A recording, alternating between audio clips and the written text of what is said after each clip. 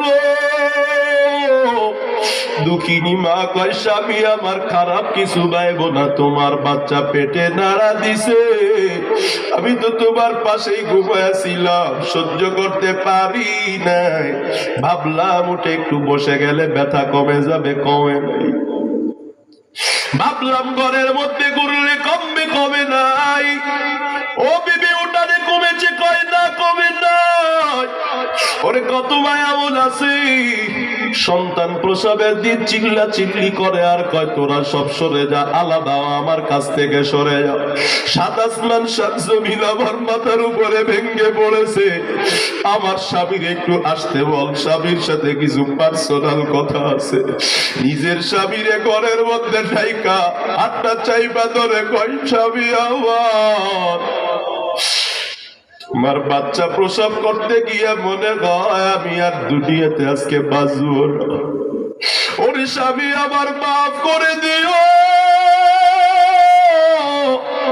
দুঃখিনী মা নানিকে ডাক দিয়া কয় ওরে মা, দুধের দাবিটা মাফ করে দিও, তুমি আমার পেটে দিয়ে কত কষ্ট করেছো মা, আজকে আমি বুঝতেছি আমি মনে হয় আর বাঁচবো না।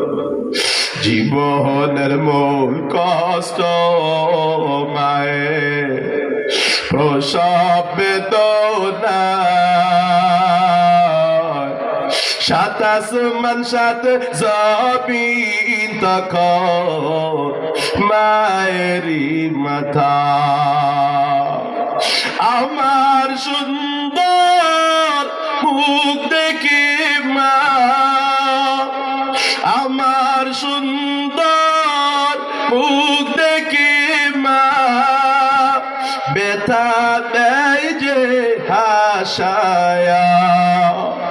ও আমার প্রাণের মা, মা গো মা, কোথায় গেলে মোরে সারিয়া, জনম দুঃখী ইয়াতীম আমি, চাই না কে গো ফিরিয়া।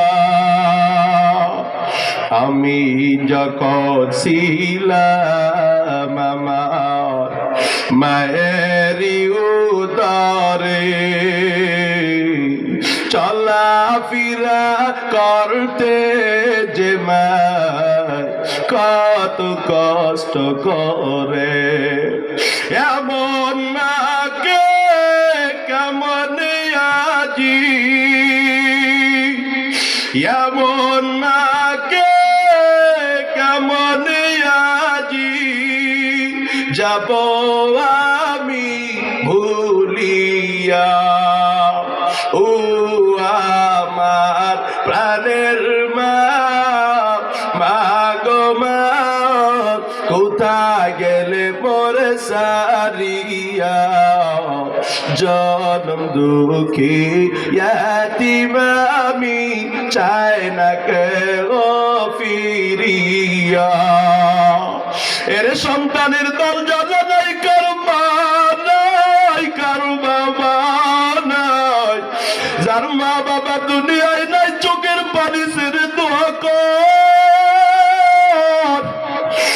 আর যার মা বাবা বেঁচে আছে পায়ে হাত রেখে বলি মা বাবার পোশাক আশাক খেয়াল করো, তোমার মায়ের খানার প্রতি খেয়াল করো, তোমার মা কি খেতে চাই চাওয়ার আগে ব্যবস্থা করো।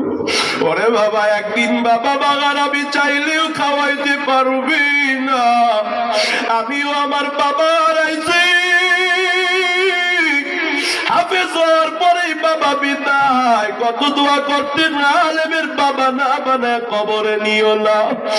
ওরে আজকে আলেম হয়ে আল্লাহ দেশ বিদেশ ঘুরায়, ফল কিনে মার খাওয়াইতে পারি, বাবারে পারি না।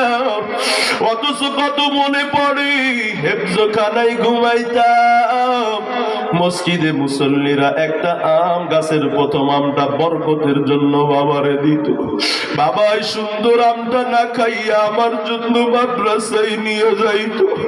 এর সন্তান আমার মতো বাবারে আফসোস করিস না,